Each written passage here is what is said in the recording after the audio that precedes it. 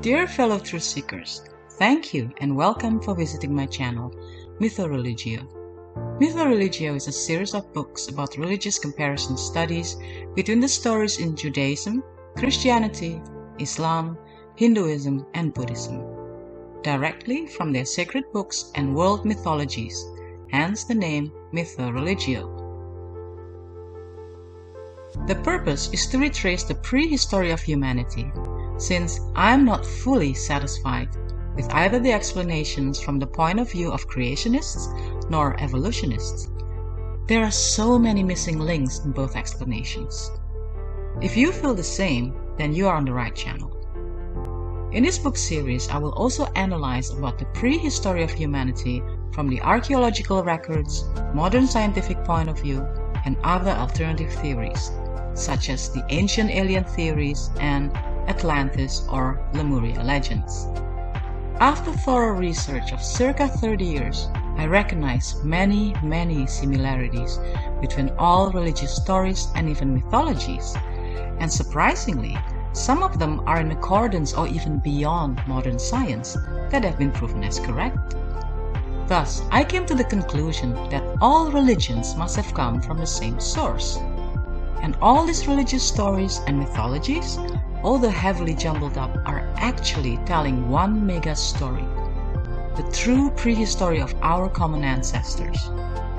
This mega story is quite different than what we have been told to believe and will truly blow your mind, as it is more fascinating than our imagination. If you have watched the earlier videos in this channel, I believe you can see some of the similarities too. If you haven't and you truly want to do a religious comparative study, I suggest that you do so. The best way to do a comprehensive religious study via this channel is by watching the videos starting from number 1 and continue until this present video and so on. That way you will see a clear pattern. For deeper analysis that I cannot share in this platform due to its sensitive nature that leads to the above conclusion, kindly read the books that are available in ebook format that can be found in my website www.mythoreligio.com or the physical books at Amazon in color or black and white version. Akkadian and Babylonian mythologies with similarities to Abrahamic religious stories. Dear fellow truth seekers, in this video, I will continue with the storytelling from the Mesopotamian area. Last week, I already shared the myth from Sumer, supposedly the oldest civilization in the world and the first civilization that occupied this area. The next civilizations that occupied the Mesopotamian area were the Akkadians, followed by the Babylonians. Akkadian. The Sumerians lived in the southern part of Mesopotamia, and the Akkadians in the north. According to conventional historians, the Akkadians were nomadic tribes of Semitic-speaking people. They had been trading, raiding, and fought with the Sumerians for many generations. At around 2300 BCE, some scholars give earlier or later date, a great leader among these Semites arose. His name was Sargon. Sargon not only united and conquered all of southern Mesopotamia, but also parts of Anatolia, today Turkey, Syria and Elam, today western Iran. His people were called the Akkadians, and the empire was called Sumerian Akkadian Empire. This empire endured for over 200 years. But though the Semites conquered, it was the Sumerian civilization which prevailed over the simpler Semitic culture. The newcomers adopted the Sumerian writing and language, as they had no Semitic writing of their own. The Sumerian language became the language of knowledge and power, as Latin was the language of knowledge and power of the Middle Ages in Europe. Thus, the Akkadian gods and creation myth are in many ways dependent on Sumerian materials. The gods ruled the world of men through their earthly representatives, and in the case of Akkadian kingdom, this meant Sargon, who became the mediator between the gods and ordinary human. King Sargon. King Sargon is sometimes identified as the first person in recorded history to rule over an empire. He is known almost entirely from legends and tales that followed his reputation through 2,000 years of cuneiform of Mesopotamian history, and not from documents that were written during his lifetime. The lack of contemporary record is explained by the fact that the capital city of Akkad, which he built, has never been located and excavated. It was destroyed at the end of the dynasty that Sargon founded and was never again inhabited, at least under the name of Akkad. According to a folk tale, like Moses, Sargon was a self-made man of humble origins. A gardener, having found him as a baby floating in a basket on the river, brought him up in his own calling. His father is unknown. His own name during his childhood is also unknown. His mother is said to have been a priestess in a town in the middle of Euphrates. Rising, therefore, without the help of influential relations, he attained the post of cupbearer to the ruler of the city of Kish, in the north of the ancient land of Sumer. Atrahasis. In the Sumerian king list, there is a mention of a figure named Atrahasis, who is listed as a king of Shuruppak in the times before the flood. The name Atrahasis appeared again in the Akkadian epic, which includes the creation myth and the flood account. In its most complete surviving version, the Atrahasis epic is written on 3 tablets in Akkadian language. In the first tablet, the myth starts when the gods were in the ways of men, casting lots to divide their dominions. The sky was ruled by Anu, earth by Enlil, and water by Enki. Enlil assigned junior divinities to do farm labor and maintain the rivers and canals. But after 40 years, the lesser gods rebelled and refused to do strenuous labor. Instead of punishing the rebels, Enki, who is also the kind, wise counselor of the gods, suggested that humans be created to do the work. The mother goddess Mami, Sumerian Ki, was assigned the task of creating humans by shaping clay figurines mixed with the flesh and blood of the slain god Geshtue, a god who had intelligence. All the gods in turn spit upon the clay. After 10 months, a specially made womb broke and humans were born. The second tablet begins with overpopulation of humans and the god Enlil sending the first famine and drought at formulaic intervals of 1,200 years to reduce the population. In this epic, Enlil is depicted as a nasty, capricious god, while Enki is depicted as a kind, helpful god. This tablet is mostly damaged, but ends with Enlil's decision to destroy humankind with a flood, and Enki bound by an oath to keep the plan secret. The third tablet contains the flood story. In this tablet, the god Enki warned the hero Atrahasis, speaking through a reed wall, to dismantle his house and build a boat to escape the flood, planned by the god Enlil to destroy humankind. The boat was to have a roof, upper and lower decks, and to be sealed with bitumen. Atrahasis boarded the boat with his family and animals and sealed the door. Storm and flood began.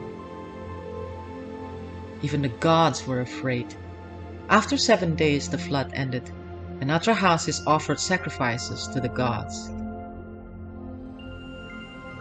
Enlil was furious with Enki for violating his oath. But Enki denied violating his oath and argued, "I made sure life was preserved," he said.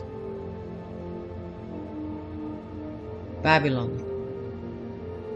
Babylon emerged when King Hammurabi, circa 1800 BCE, date varies, created an empire out of the territories of the former kingdoms of Sumer and Akkad. Historians believe that Hammurabi was a Semitic Akkadian. He is known for the set of laws called Hammurabi's Code, one of the first written codes of law in recorded history. There are few similarities in the rules and writing style in the Code of Hammurabi and the 10 Commandments of Moses, as you can see in the following comparisons. For example, if a man destroyed the eye of another man, they shall destroy his eye. If he has broken another man's bone, they shall break his bone. Hammurabi Law number 196-197. If any injury occurs, you shall take life for life, eye for eye, tooth for tooth, hand for hand, foot for foot, burn for burn, wound for wound, beating for beating. Old Testament, Book of Exodus, chapter 21, verse 23 till 25. If one destroys the eye of a man's slave or break a bone of a man's slave, he shall pay 1/2 his price. Hammurabi Law number 199. An owner who hits a male or female slave in the eye and destroys it must let the slave go free to compensate for the eye. Old Testament, Book of Exodus, chapter 21, verse 26. If anyone steals cattle or sheep, or an ass, or a pig, or a goat, if it belongs to a god or to the court, the thief shall pay 30-fold therefore. Hammurabi Law number 8. Whoever steals an ox or a sheep and slaughters it or sells it must pay back 5 head of cattle for the ox and 4 sheep for the sheep. Old Testament, Book of Exodus, chapter 22, verse 1. If a son strikes his father, they shall cut off his fingers. Hammurabi Law number 195. Anyone who attacks their father or mother is to be put to death. Old Testament, Book of Exodus, chapter 21, verse 15. The Epic of Creation. The Babylonian creation myth is told in the Epic of Creation, also known as the Enuma Elish. It dates to the late 2nd millennium BCE. The following is the summary. The god Marduk, meaning solar calf, was regarded as the son of Ea, Sumerian Enki.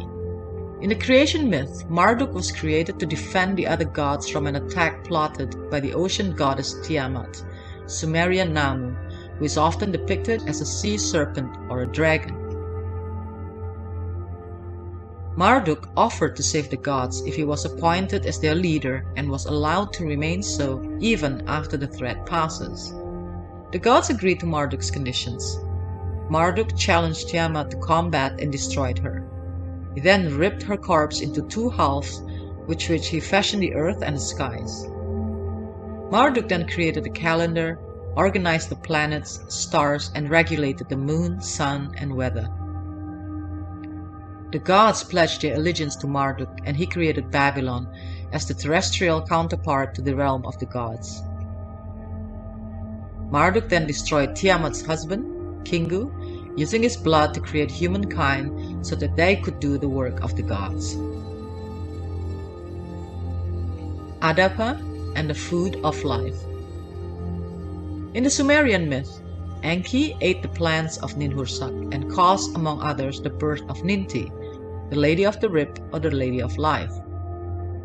By the Babylonian era, Enki's place was taken by Adapa, a human created by Enki as advisor to the first king of Enki's city of Eridu. The Enuma Elish tablet refers to Adapa as the forefather of humankind, like Adam. One myth recounts that Adapa broke the wings of the wind in anger at being disturbed while fishing, and was called to the heavens to answer for his actions. He was warned by Enki to apologize for his actions, but not to touch any food offered by the gods, in case it had been poisoned in revenge. The gods, impressed by his penitence, set the food and drink of immortality before him, but Adapa heeded Enki's warning and refused the food, thus missing out on immortality. The god who offered the food and drink of immortality was the willy-horned serpent god Ningishida. Ishtar. Ishtar was an important and widely worshipped mother goddess for many Semitic peoples. Sumerians called her Inanna, and other groups of the Near East refer to her as Astarte. A complex deity, Ishtar combined the characteristics, both good and evil, of many different goddesses. As a benevolent mother figure, she was considered the mother of gods and humans, as well as the creator of all earthly blessings. In this role, she grieved over human sorrows and served as a protector of marriage and motherhood. People also worship Ishtar as the goddess of sexual love and fertility. The evil side of Ishtar's nature emerged primarily in connection with war and storms. As a warrior goddess, she could make even the gods tremble in fear. As a storm goddess, she could bring rain and thunder. Some myths say that Ishtar was the daughter of the moon god Sin and sister of the sun god Shamash. Others mention the sky god Anu, the moon god Nana, the water god Ea, or the god Enlil, lord of the earth and the air, as her father. Most myths link her to the planet Venus, the morning or evening star. She was often depicted as a 6-pointed star or an 8-pointed star. The image that I'm using in this video has also been used confusingly to depict Ereshkigal, the Sumerian queen of the underworld. Ishtar appears in many myths, but two are especially important. The first, part of the Babylonian epic of Gilgamesh, and the other well-known myth of Ishtar concerned her descent to the underworld and sacrifice of her husband Tammuz, also known as Dumuzi in Sumerian myth. I've shared this story in my previous video last week. Temples to Ishtar were built throughout the ancient Near East. Her cult was very popular and may have included rituals associated with sexual love. It has been theorized that when the Roman Emperor Constantine converted into Christianity in the 4th century CE, he decided that the celebration of Ishtar as the goddess of fertility, reproduction and sex to be integrated into their new religion. The name of Ishtar then changed into Easter to celebrate the resurrection of Jesus Christ. In my later videos, I will be sharing and analyzing more cases such as this. And next week I will finish the storytelling of the Epic of Gilgamesh to be found in the Sumerian, Akkadian and Babylonian myth. There is a detail in this myth which is very similar to the story of biblical Noah. Thank you for watching and hope to see you next week.